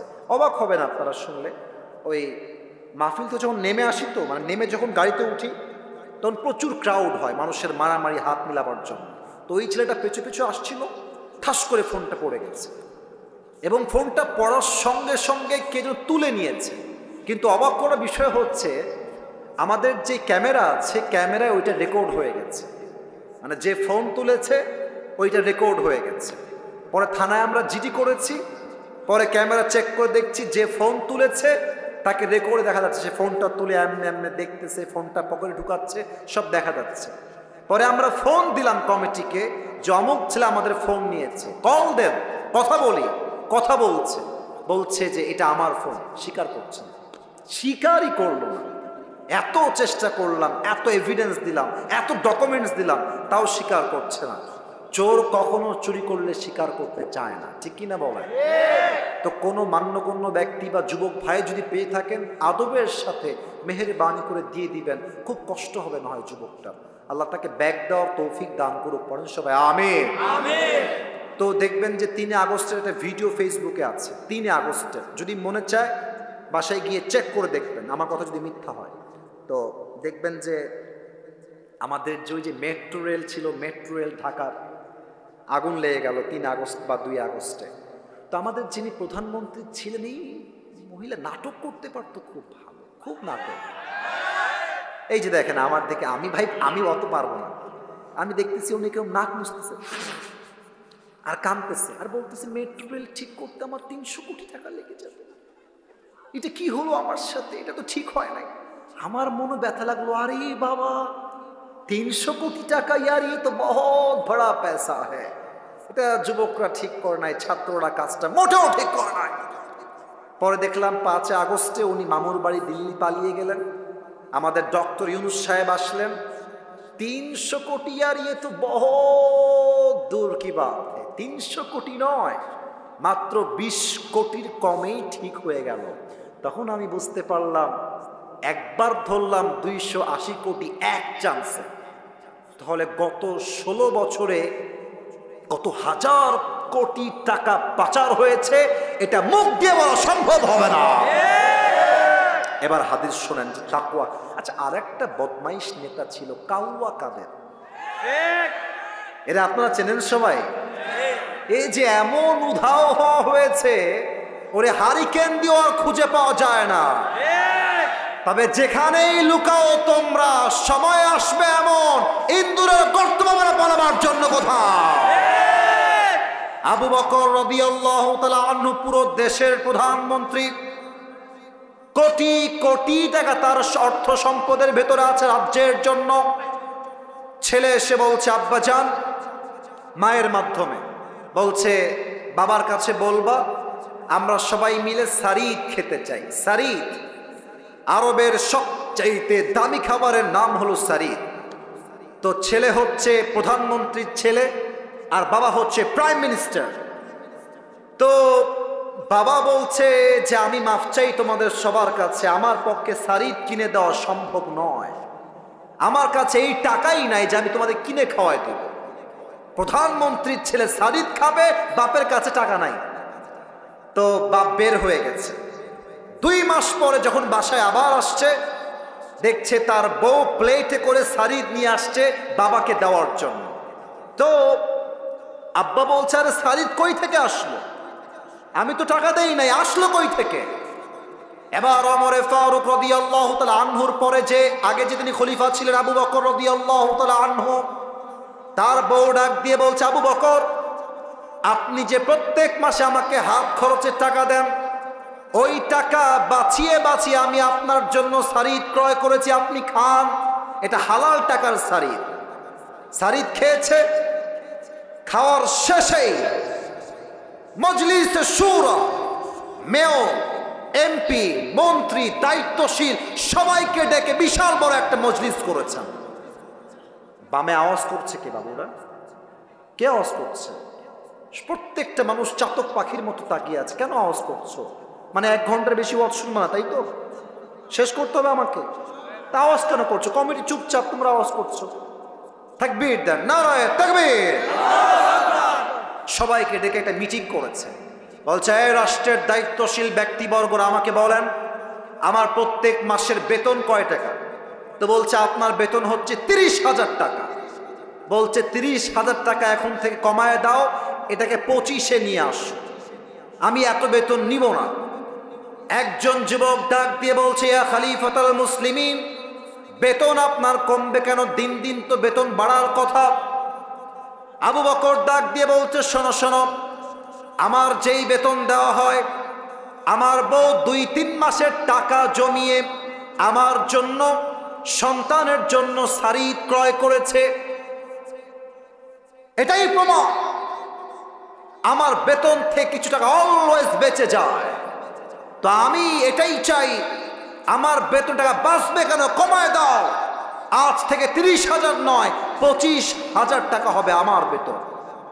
তো এক সাহাবী বলছে, ইয়া খলিফাতুল মুসলিমিন, মাত্র 5,000 টাকা থাক না, কমাইতে হবে কেন? থেকে যাক, রেখে দেন। আবু বকর বলছে, ঠিক আছে আমি রেখে দিব, বাট আমাকে যদি আল্লাহ কিয়ামতের দিন হিসাব নেয় যে তুমি রাষ্ট্রের 5,000 টাকা মেরে খেয়েছিলা কিনা, তুমি আমাকে বলো যে এই দায়ভারটা তুমি তোমার ঘাড়ে বহন করবা। আল্লাহু আকবার। মাত্র কয়েকটা টাকা, এত হাজার কোটি টাকা রয়েছে, মাত্র 5,000 টাকার জন্য আল্লাহর ভয় রেখেছে। এই ভয় যদি শেখ হাসিনার থাকতো, একটা ছাত্র রাস্তায় তার বুকের তাজা রক্ত ঝরিয়ে শহীদ হওয়া লাগতো না। এদের মাঝে সব ছিল, আল্লাহর ভয় ছিল না। অতএব আমাদের কথা একটা, আগামীর বাংলাদেশে কোনো নারী নেতৃত্বই আমরা দেখতে চাই না। আগামীতে আমরা আমার মাতৃভূমি বাংলাদেশে এমন একজন প্রধানমন্ত্রী দেখতে চাই, যিনি একই সময়ে দেশের প্রধানমন্ত্রী হবেন এবং তার যোগ্যতা এতটা হাইলি কোয়ালিফাইড হবে, তিনি চাইলে জাতীয় মসজিদ বাইতুল মুকাররমে দাঁড়িয়ে জুমার খুতবা দেওয়ার যোগ্যতাও রাখবে।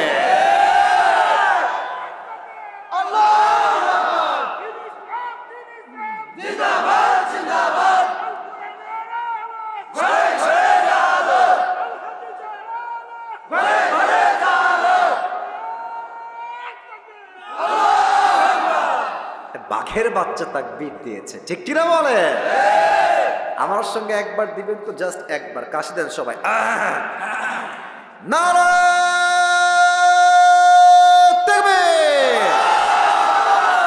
তাহলে তাকওয়ার 2 নাম্বার সংজ্ঞা হলো, কেউ দেখে না, কেউ শোনে না, শোনে একজন, দেখে একজন। তিনি কে? এবার একটা গল্প বলবো কোরআন হাদিসের বাহিরে। এখন আপনার বলবেন, এখন তাফসীর তো 1 ঘন্টা ঠিকঠাক ছিল হুজুর, গল্প বলবেন কেন? বলা যাবে না? এটা শিক্ষার জন্য বলবো, বলা যাবে কি যাবে না? এই যে যে যুবকগুলো এসেছে সব তাগড়া, 19, 20, 21, 22 বয়স। বলবেন, এই চলো নামাজে যাই। বলবে, হুজুর প্যান্ট আমার খারাপ, নামাজ পড়তে পারবো না। আছে না? না, প্যান্ট খারাপ নয়, চরিত্র খারাপ। ছোট্ট একটা গল্প বলছি তাকওয়াকে ঘিরে, বুঝবেন, মেসেজ নিবেন। 2 নাম্বার মেসেজ বলবো, পুরস্কার দিয়ে দোয়া করে বাসায় ফিরে যাব। রাজি আছেন তো ইনশাআল্লাহ? যুবকরা একদিন ঠিক হবে বোঝাবার জন্য আমি একটা গল্প মাঝে মাঝে বলি। আমার বাসা তো খুলনায়, আমার ভাষার মধ্যে খুলনার টান মাঝে মাঝে চলে আসে, তা আমি কিছুটা খুলনার ভাষায় বলবো, শুনবেন তো ইনশাআল্লাহ? ওই ব্যাঙে আর সাপে ছিল চরম বন্ধুত্ব। আমাকে বলতে হবে ব্যাঙ আর সাপ। এই যে স্যাররা কথা কয়, আপনারা কথা কন না। What is this? ব্যাঙ আর সাপ। তো একদিন ব্যাঙ আর সাপ বসে আছে মাঠের উপরে। তো ব্যাঙ করছে, বন্ধু তোমার চেহারা বড্ড সুন্দর বন্ধু, তোমার যে গায়ের রং জাস্ট ওয়াও, তোমার যে ফসফস করা স্টাইল দেখতে চরম ভালো লাগে বন্ধু। খুবই সুন্দর তুমি দেখতে। তো সাপ পাম টাম খেয়ে ফুলে গেছে। বন্ধু, আমি সত্যি সুন্দর নাকি বন্ধু? বলতো হয় বন্ধু, তুমি সত্যি সুন্দর, অনেক সুন্দর। তো এত প্রশংসা খেয়ে তো ফুলে গেছে। এখন ব্যাঙ বলছে, বন্ধু সবই ঠিকঠাক আছে, তবে তোমার একটা বিষয় আমার বড্ড ভালো লাগে না, একদম খারাপ লাগে দেখতে। বলছে কি কওদি বন্ধু, কি খারাপ লাগে তোমার? তো বলছে, বন্ধু তোমার চেহারাও সুন্দর, রঙও সুন্দর, ফসফসও সুন্দর, বাট তুমি যখন রাস্তা দিয়ে হাঁটো বন্ধু, সোজা হয়ে হাঁটতে পারো না, তিরিং বিরিং তিরিং বিরিং করে হাঁটো। এই তিরিং বিরিংটা আমার পছন্দ হয় না বন্ধু, তুমি কি সোজা হয়ে হাঁটতে পারো না? তো সাপ বলছে, বেয়াদব, তোর এত বড় সাহস, তুই আমার বদনাম করতেছিস? তোরা আজকে খাইছি, এমনি ফস করে উঠছে। এখন ব্যাংক করছে, বন্ধু তুমি লোক তো সুবিধার না, তোমার এতগুলো প্রশংসা করলাম তোমার গায়ে ঠেকলো না, তোমার একখানে বদনাম করলাম গায়ে লেগে গেল। বন্ধু তুমি তো লোক সুবিধার না। ব্যাং দিয়েছে 1 লাখ, গিয়ে পড়ছে পুকুরের ভেতরে। এখন সাপ যে ফস করে উঠছে, পাশে ছিল এক রাখাল। রাখাল করছে, কিডারে মানে কিডা, দৌড় দিয়ে আসছে, দেখছে মাশাআল্লাহ সাপ মামা এইভাবে আছেন। এখন রাখালের হাতে ছিল বিশাল লম্বা একটা বাঁশের লাঠি। রাখাল বলছে, দেরি করা যাবে না, বিসমিল্লাহ বলে এখনই শুরু করে দেই। মা সেই মায় 20 মিনিট পিটায় সাপকে এখন সোজা করে ফেলেছে। এখন সাপ যে সোজা হয়ে গেছে, সাপ আর কথা কয় না।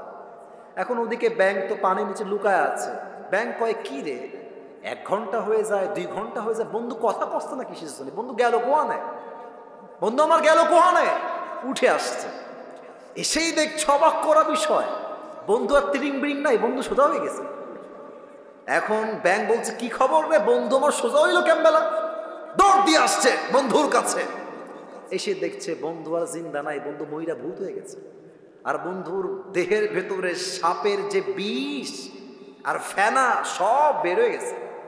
এখন ব্যাঙ বলছে, ওরে বন্ধু রে, আপনি সেই সোজা হইলেন, তবে ফেনা থাকতে আর সোজা হইতে পারলেন না, ফেনা বের হয়ে আপনি সোজা হইলেন, ঠিক কিনা বলে?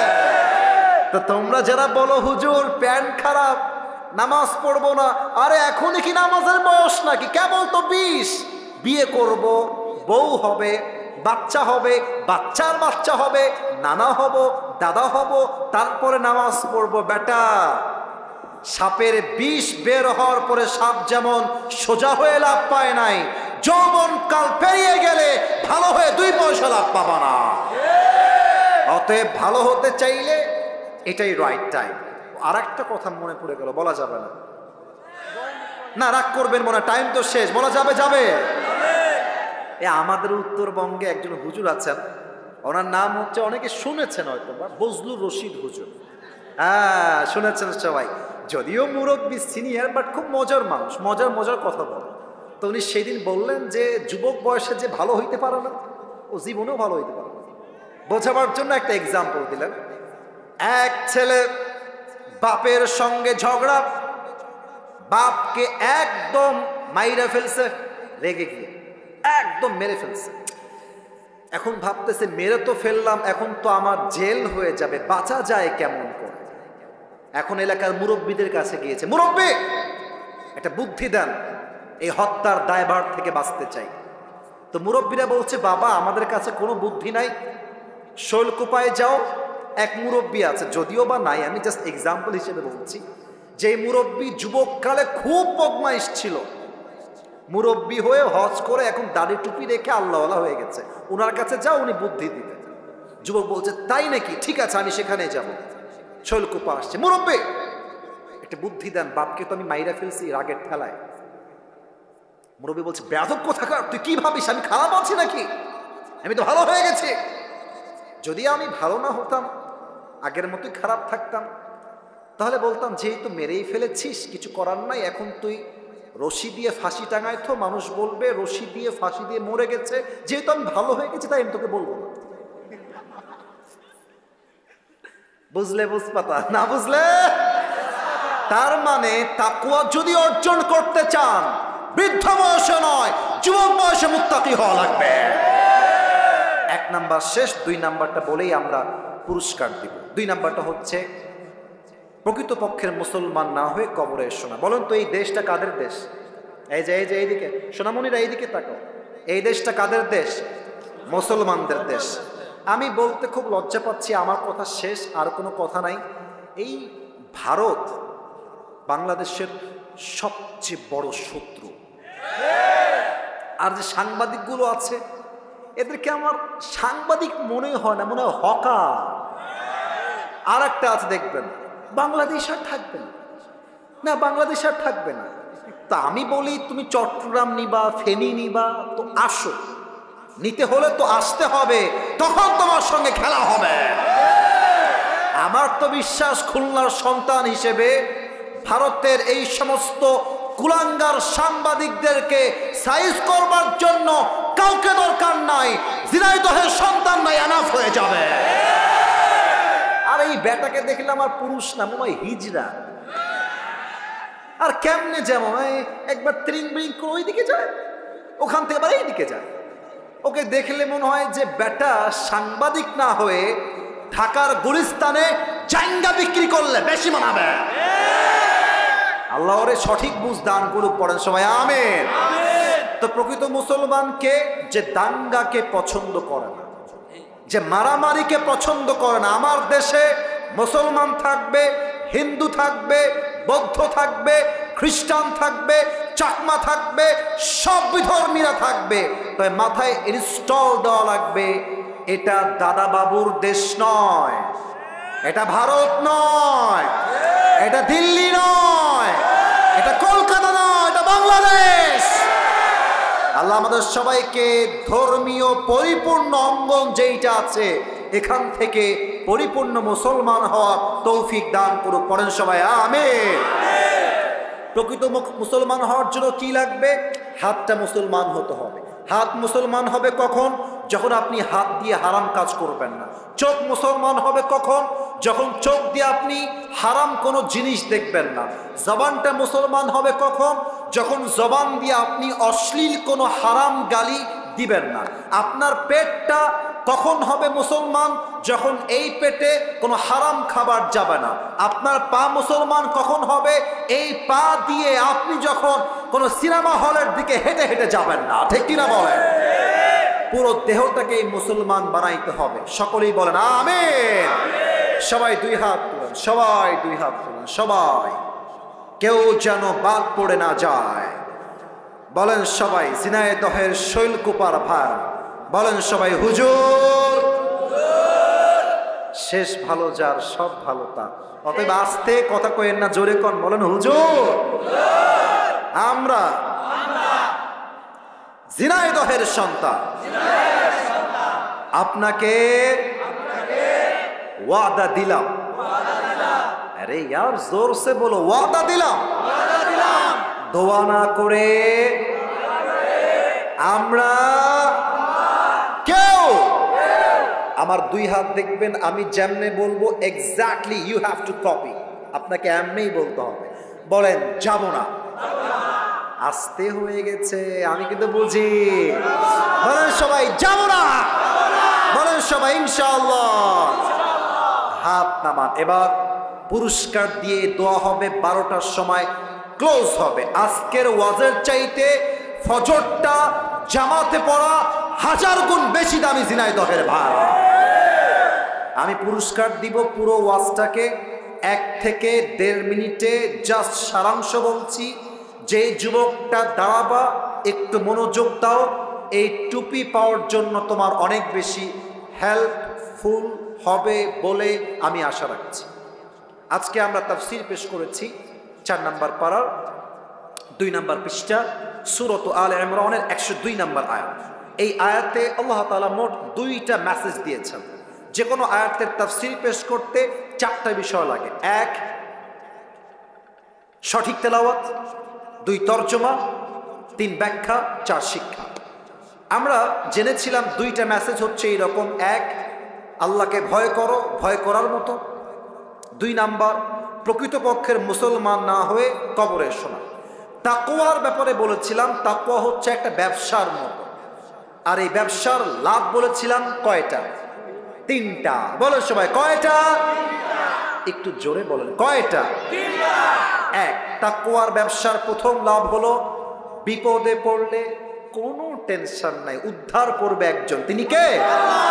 দুই নাম্বার, তাকওয়ার ব্যবসার দুই নাম্বার লাভ হলো রিজিকের কোনো টেনশন নাই। যে মুত্তাকি তার রিজিককে আল্লাহ এমন জায়গার থেকে দিবে মুত্তাকি বান্দা কল্পনাও করতে পারবে না রিজিকটা আসলো কই থেকে। সুবহানাল্লাহ।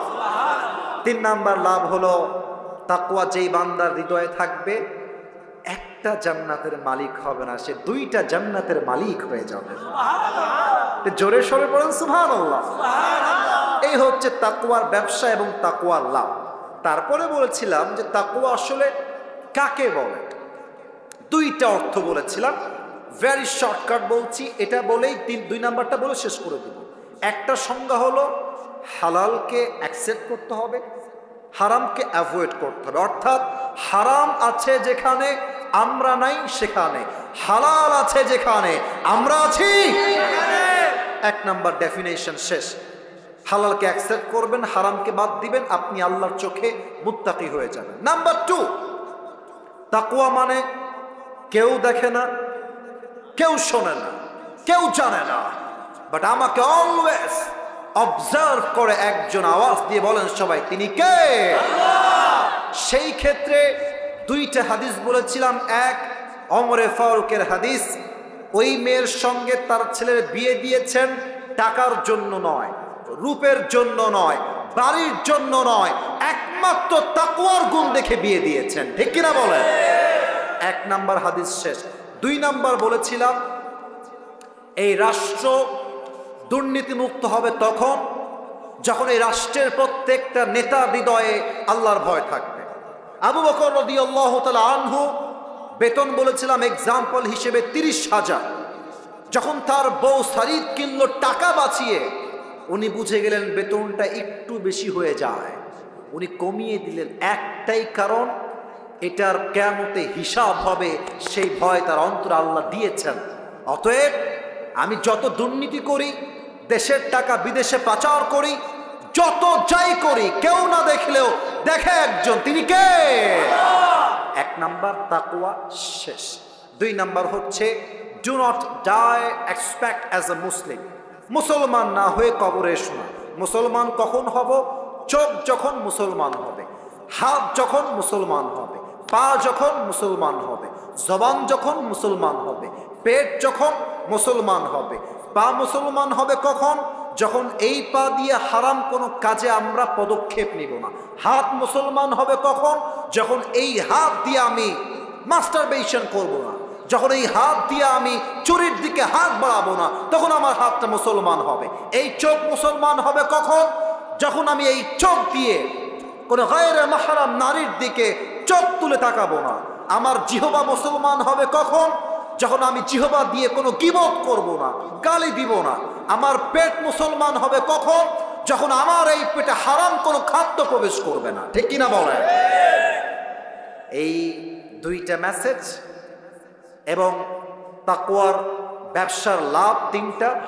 আমি প্রশ্ন করলে উত্তর দিতে পারবে, তিনবার চান্স দেওয়া হয়, বেঁধে গেলে আমি উত্তর নিজেই বলে দেব। তিনবার যদি বেঁধে যাও, এমন কোন যুবক যে বারবার প্রশ্ন করলে উত্তর দাঁড়িয়ে যাও বাঘের বাচ্চার মতো, কে আছে? একজন আছে, পাওয়া গেছে। ভাই আপনি এই পাশে চলে আসেন, এই পাশে। খুব মনোযোগ দিয়ে শুনছিল, আমি ডানে থাকার সময় তাকে দেখলাম যে খুব মনোযোগ দিয়ে শুনছে।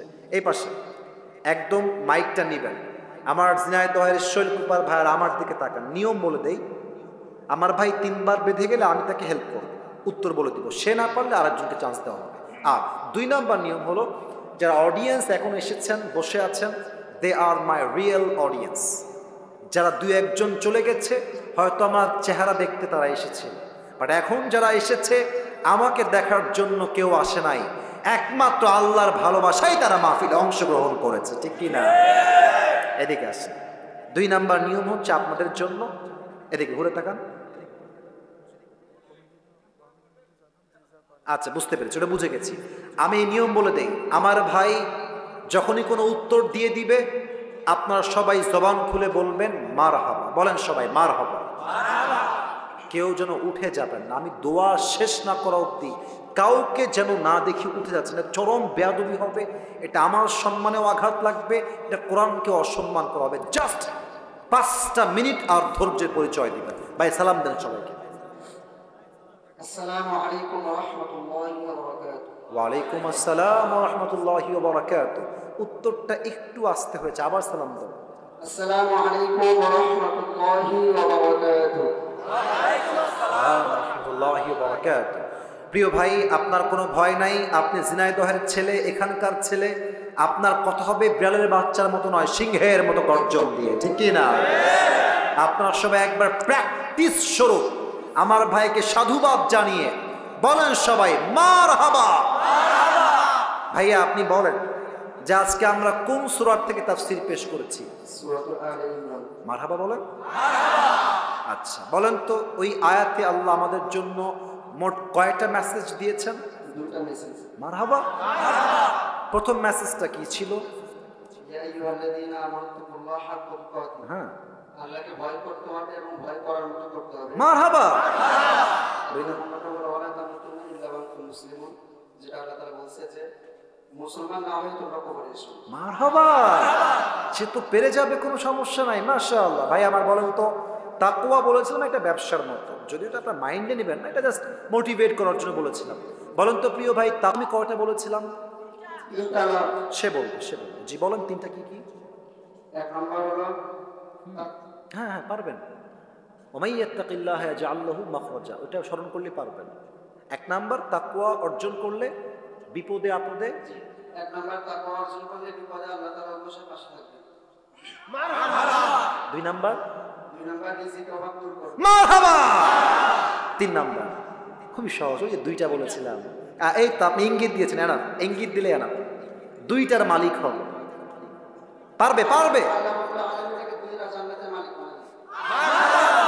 আরে ভাই 2-1টা বাদবে, এত মিডিয়া এত ক্যামেরা আমরা আছি, তবুও যেভাবে বলছে বোঝাই যাচ্ছে জিনাইদহের সন্তান আল্লাহকে বাদ দিয়ে আর কাউকে ভয় পায় না।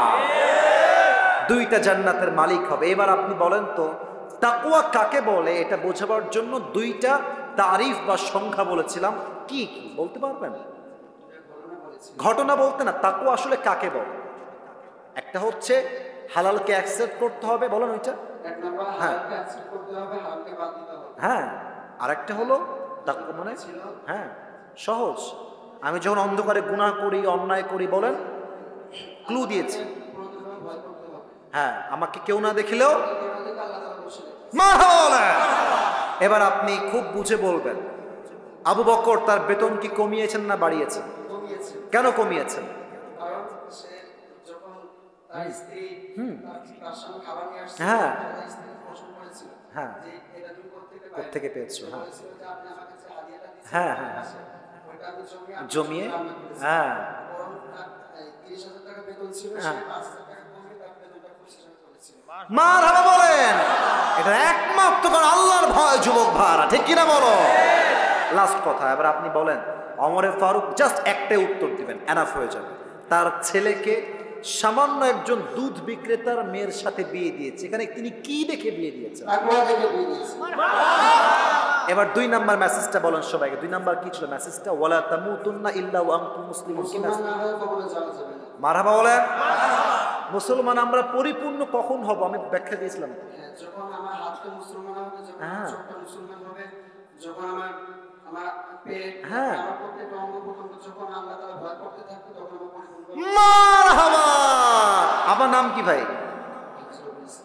রফিকুল ইসলাম, রবিউল ইসলামকে আল্লাহ কবুল করুক, পড়েন সবাই আমিন। একটু এদিকে আসতে হবে, টুপিটা খুললে একটু টাইম পড়াই দেবো ইনশাআল্লাহ। আসেন, মাশাআল্লাহ, এদিকে আসেন, এদিকে আসেন।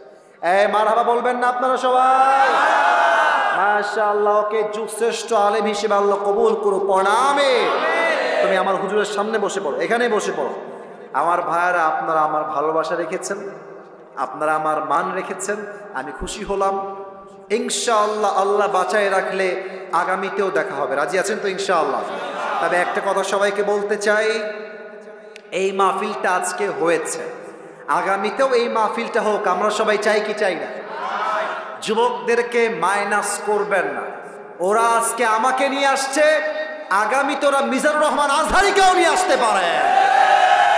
কই যায়, এরা কই যায়? এই যে দুইজন কই যায়? এই যে আব্বাজান বসেন, হ্যাঁ বসো বসো, বসে দাও বসে দাও। এই মাহফিলটা আগামীতে হোক, এটা আমরা কারা কারা চাই? দুটো হাত তুলে আল্লাহকে দেখায়। তাকবীর দিবেন না কেউ, হাত উপরে রাখবেন। আমি বলে দেই, ঝিনাইদহের মানুষ মুনাফেক হবেন না, ওয়াদা দিয়েছেন দোয়া করে যাবেন, দোয়া মাত্র 3 মিনিট হবে। এই মুহূর্তে ভলেন্টিয়ার্স ভাইরা সবাই যাবেন, সবাই 2 হাত পকেটে দিবেন, আমি দোয়া করব, দোয়ার মাঝে কালেকশনটা হয়ে যাবে, দোয়া শেষ হাত মিলাবো, বিদায় নিয়ে বাসায় যাব। রাজি আছেন তো ইনশাআল্লাহ? সবাইকে দেখছি, সবাই 2 হাত পকেটে দেন, সবাই 2 হাত পকেটে, পকেটে সবাই 2 হাত পকেটে দেন, পকেটে। এই ভলেন্টিয়ার্সরা যাও, আর কেউ ল্যাটা মেরে না বসে আত্তাহিয়াতুর সূরাতে বসেন। এই কালো গেঞ্জি বসো বসো, হ্যাঁ টাকা বের করে বসে পড়ো। সবাই দুরূদ শরীফ পড়ুন, আল্লাহুম্মা সাল্লি আলা মুহাম্মদ ওয়া আলা আলি মুহাম্মদ। এই ভলেন্টিয়ার্সরা যাও না কেন?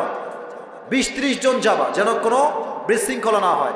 কয়েকজন উঠছো মাঝখান থেকে, পিচ্ছিরা বসে পড়ো বসে পড়ো। আমি দোয়া করছি প্রিয় ভাইরা, রাত 12টা বেজে গিয়েছে, 1.5 ঘন্টা বেশি হয়ে যাচ্ছে। মেহেরবানি করে কেউ উঠবেন না দোয়ার সময়। ঝিনাইদহের সম্মান আগেও ঠিক ছিল, শেষেও ঠিক থাকবে, ঠিক কিনা বলে? আলহামদুলিল্লাহি রাব্বিল আলামিন ওয়াসসালাতু ওয়াসসালামু আলা সাইয়্যিদিল আম্বিয়া ওয়াল মুরসালিন। এই মাঝখানে এরা কই যায়? বেয়াদবি কেন করে এরা? বসো, আজীব ছেলে পেলে, কথা শোনো না, বসো। ওয়াসসালাতু ওয়াসসালামু আলা সাইয়্যিদিল আম্বিয়া ওয়াল মুরসালিন ওয়া আলা আলিহি ওয়া আসহাবিহি আজমাইন। আল্লাহ রাব্বুল আলামিন ঝিনাইদহের জমিনে, এই শৈলকুপার জমিনে তোমার শাহী দরবারে হাত তুলেছি আল্লাহ। কলিজার টুকরা যুবক ভাইরাও তোমার শাহী দরবারে হাত তুলেছে আল্লাহ। মেহেরবানি করে সবাইকে তুমি ইসলামের খাদেম হিসেবে কবুল এবং মঞ্জুর করে নাও আল্লাহ। আল্লাহ রাব্বুল আলামিন দয়া করে মেহেরবানি করে আমার যে কলিজার টুকরা মুরব্বী আব্বাজানরা হাত তুলেছে, প্রত্যেকটা মুরব্বী আব্বাজানকে তুমি আবু বকর রাদিয়াল্লাহু তাআলা আনহুর মতো ইসলামের সৈনিক হিসেবে কবুল এবং মঞ্জুর করে নাও আল্লাহ। আল্লাহ রাব্বুল আলামিন দয়া করে মেহেরবানি করে আমাদের পক্ষ হতে যাদের জনম দুঃখিনী আম্মা জান, জনম দুঃখী আব্বা জান বিদায় নিয়ে অন্ধকার কবরে চলে গিয়েছে, সকলের কবরকে তুমি জান্নাতের বাগান হিসেবে কবুল এবং মঞ্জুর করে নাও আল্লাহ। আল্লাহ রাব্বুল আলামিন দয়া করে মেহেরবানি করে আমার যে যুবক ভাইরা আজকের মাহফিলকে বাস্তবায়ন করবার জন্য মাথার ঘাম পায়ে ফেলে তারা পরিশ্রম করেছে আল্লাহ, আমার কলিজার টুকরা যুবক ভাইদের পরিশ্রমকে তুমি তোমার সন্তুষ্টির ওয়াসিলা হিসেবে কবুল এবং মঞ্জুর করে নাও আল্লাহ। আল্লাহ রাব্বুল আলামিন আজকের মাহফিলকে বাস্তবায়ন করবার জন্য যারা অর্থ দিয়ে সহযোগিতার হাত বাড়িয়েছে, সকলের দানকে তুমি তোমার সন্তুষ্টির ওয়াসিলা হিসেবে কবুল এবং মঞ্জুর করে নাও আল্লাহ। আল্লাহ রাব্বুল আলামিন দয়া করে মেহেরবানি করে আজকের মাহফিলে যেই মায়েরা বোনেরা আমার ওয়াজ শুনেছে আল্লাহ, প্রত্যেকটা মা বোনকে তুমি ফাতেমা রাদিয়াল্লাহু তাআলা আনহার চরিত্রে চরিত্রবান হওয়ার তৌফিক দান করে দাও আল্লাহ। আমার যেই যুবক ভাইরা দিনরাত পরিশ্রম করে আজকের এই মাহফিলকে বাস্তবায়ন করেছে, নেক্সট বছর এর চাইতে আরো সুন্দর মাহফিল যেন করতে পারে আল্লাহ, সেই তৌফিক আমার যুবক ভাইদেরকে তুমি পরিপূর্ণরূপে দান করে দাও আল্লাহ। আল্লাহ রাব্বুল আলামিন সর্বশেষ একটা দোয়া করে তোমার শাহী দরবার থেকে বিদায় নিব আল্লাহ। সেই 10টা 25 থেকে নিয়ে এখন রাত বাজে 12টা 5, যুবক ভাইয়ারা মুরব্বী আব্বা জানরা অত্যন্ত ধৈর্যের সাথে এই 1.5 ঘন্টার বেশি সময় ধরে কোরআন থেকে হাদিস থেকে প্রত্যেকটা কথা দিল থেকে শ্রবণ করেছে আল্লাহ। আজকের এই মাহফিলে আমরা সবাই যেমন একসঙ্গে বসতে পেরেছি, জান্নাতুল ফেরদাউসে সবাই যেন একসঙ্গে মেহমান হতে পারি, সেই তৌফিক আমাদের সবাইকেই তুমি দান করে দাও আল্লাহ। রব্বানা তাকাব্বাল মিন্না ইন্নাকা আনতাস সামিউল আলিম ওয়া তুব আলাইনা ইন্নাকা আনতাত তাওয়াবুর রহিম। সুবহান রাব্বিকা রাব্বিল ইজ্জাতি আম্মা ইয়াসিফুন ওয়া সালামুন আলাল মুরসালিন ওয়ালহামদুলিল্লাহি রাব্বিল আলামিন।